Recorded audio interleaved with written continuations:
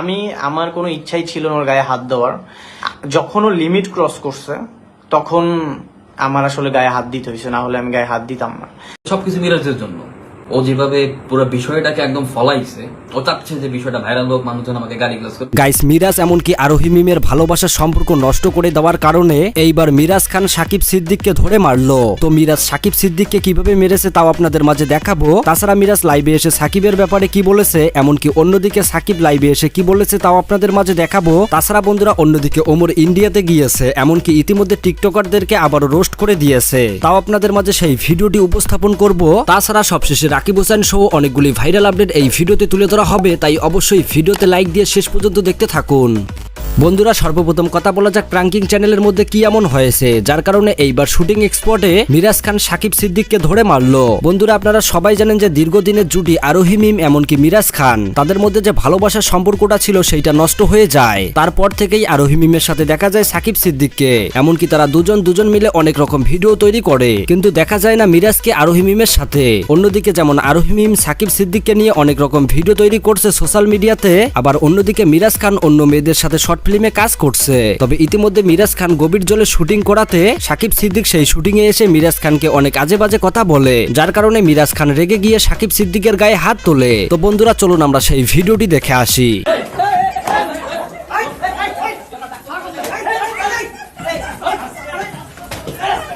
তাছাড়া বন্ধুরা, ইতিমধ্যে মিরাজ খান সাকিব সিদ্দিককে মারার বিষয়টি নিয়ে লাইভে এসে সরাসরি কি বলেছে, তো চলুন আগে আমরা সেই ভিডিওটি দেখে আসি।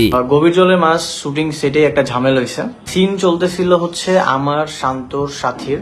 তো সেই সময় আসলে সাকিব আসে। তো ও আসার পরে হচ্ছে আমার সাথে এমনি জাস্ট আমার সাথে শুধু তর্কতর্কি করে, শুধু একটা ঝামেলা জড়ানোর চেষ্টা করে।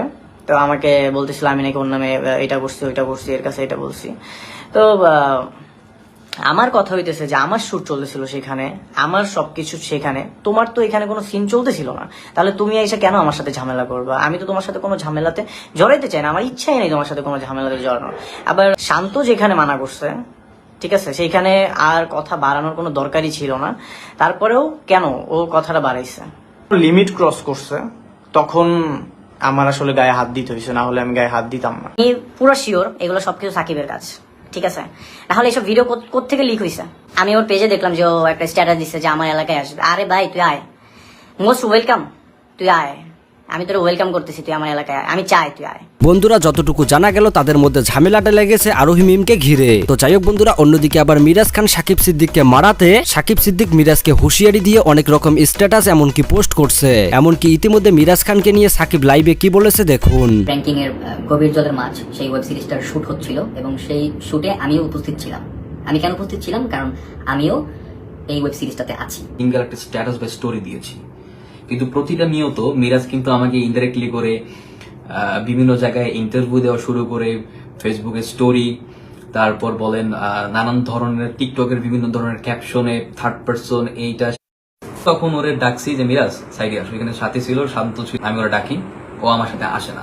ও বলে যে কেন আমি যাবো কেন? তখন একটা পর্যায়ে কথা কাটাকাটি হয়, কথা কাটাকাটির ফলে এক পর্যায়ে হাতাহাতি হয়, এই সিচুয়েশন। তো বন্ধুরা, প্রাঙ্কিং চ্যানেলের এই দুই অভিনেতার মধ্যে তাদের মারামারির বিষয়টি নিয়ে আপনাদের কি মতামত অবশ্যই কমেন্ট করে জানাবেন। তো এবার কথা বলা যাক ওমরকে নিয়ে। ইতিমধ্যে সবাই জানেন যে ওমর বাংলাদেশ থেকে ইন্ডিয়া গিয়েছে, এমনকি ইন্ডিয়াতে যাওয়ার পথে ট্রেনের মধ্যে টিকটকারদের উদ্দেশ্য করে কি ভিডিও বানিয়েছে দেখুন।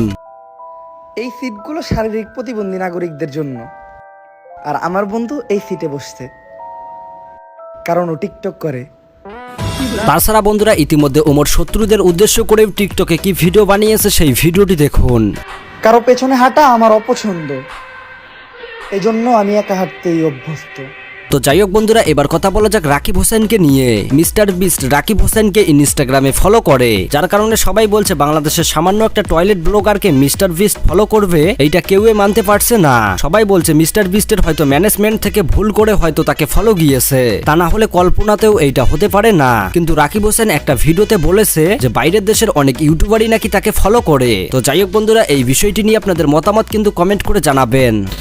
তো এবার কথা বলা যাক কাপল ব্লগার নাজিম এমনকি তানিশাকে নিয়ে। বন্ধুরা আপনারা সবাই জানেন যে নাজিমের স্ত্রী হলো মিম, আর এই তানিশা হলো মিমের বান্ধবী। তো নাজিম এমনকি মিম দীর্ঘদিন একসাথে সংসার করার পর তলে তলে তানিশার সাথে প্রেম করে, এমনকি মিমকে মিথ্যা অপবাদ দিয়ে তালাক দিয়ে দেয়, যেখানে মিম অনেক কান্নাকাটি করে বলেছে আমার কোনো দোষ ছিল না, কিন্তু নাজিম তার কোনো কথা শোনেনি। সে মিমকে তালাক দিয়েই তার বান্ধবী তানিশাকে বিয়ে করে ফেলে। কাবিন কত করছেন? কাবিন তো করি নাই, মানে কাবিন হচ্ছে 1 টাকা, কাবিন ছাড়াই বিয়ে করি। কত বড় নির্লজ্জ হলে এই কাজটা করতে পারে সেইটা আসলে বলার মতো না। তো বন্ধুরা নাজিম যে গেমটা খেললো এই গেমটা নিয়ে আপনাদের কি মতামত অবশ্যই কমেন্ট করে জানাবেন। তো বন্ধুরা এই ছিল নতুন আপডেটের ভিডিও, দেখা হচ্ছে পরবর্তী কোনো আপডেট ভিডিওতে। আল্লাহ হাফেজ।